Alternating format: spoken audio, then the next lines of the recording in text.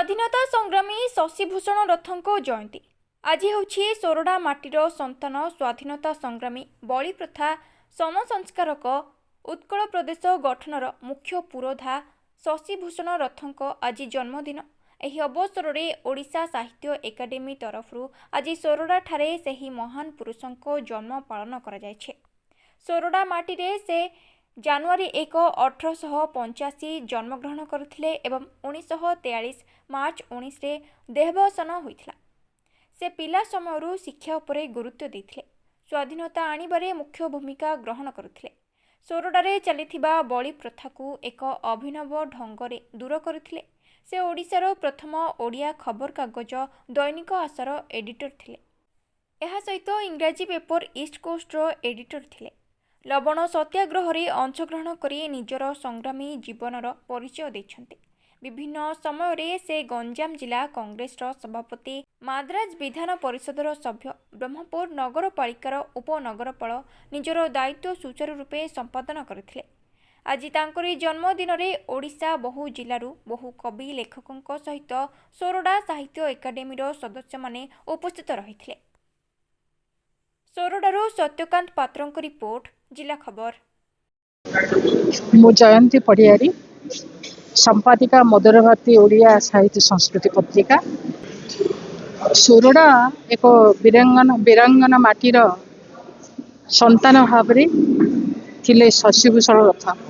शशिभूषण रथंकर जो उल्लेखनीय कार्य तांका सारा जीवन जेभली भाव से निर्वापित करथिले एवं जेभली भाव दायित्व तुलेथिले, किंतु आज जेतिक परिमाण तांको सम्मान मिलवा कथा सेति परिमाण सम्मान मिलनी बिली कहले अत्युक्ति हम ना।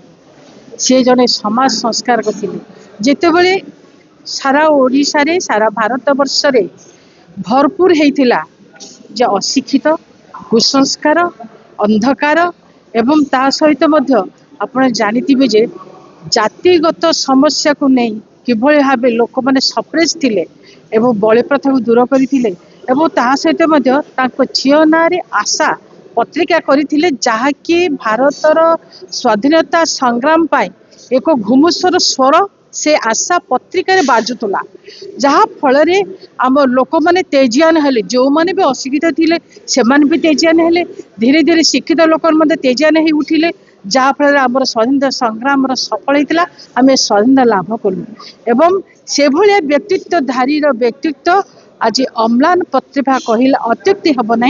किंतु तांको पाई जहाँ कि घरे घरे एवं ता सहित सारा ओडिशा कौन ओडिशा बाहर जो भाव मांद्राज प्रेसिडेंसी से 2 थर विधान परिषद को से जीतिक जाइए, निर्वाचित होते ओडियार कथा रखुले, ओडिया कथा को जाहिर करुले। आज ओडिशा साहित्य एकाडेमी आको रूप में नहीं, किंतु से जड़े वीरांगना पुरुष हिसाब रे किंतु सारा ओडिशा रे प्रत्येक लाइब्रेरी रे, प्रत्येक कॉलेज रे, प्रत्येक स्कूल मानकर मध्य अध्ययन हेबा, बही पुस्तक तांको नारे प्रचलित करबा आवश्यकता रही। एवं सोरडा माटी रे तांकर जहाँ जो प्रतिभा कीर्ति पाई एक मूर्ति कथा कहतु, एक माने तांकर गोटे कम्युनिटी सेंटर कथा कहतु, तांकर जो स्मृति संसद कथा कहतु, ता हेबा कथा आज पर्यंत हेनी।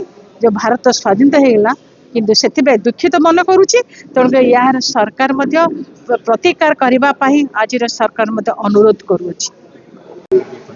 डॉक्टर नारायण पंडा, ओडिशा साहित्य एकाडेमी प्रतिवर्ष भली पूज्य पूजा करी आसी।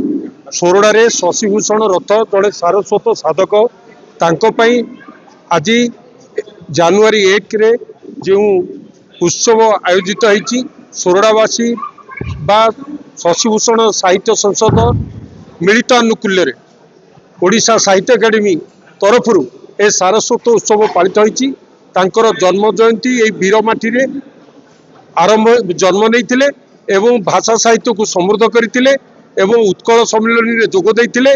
निज जीवन को तिल तिल दग्ध करी देश मातृकार सेवार निजको नियुक्ति देइथिले। कायमनोभाग्य रे साहित्य साधना रे मग्न थिले।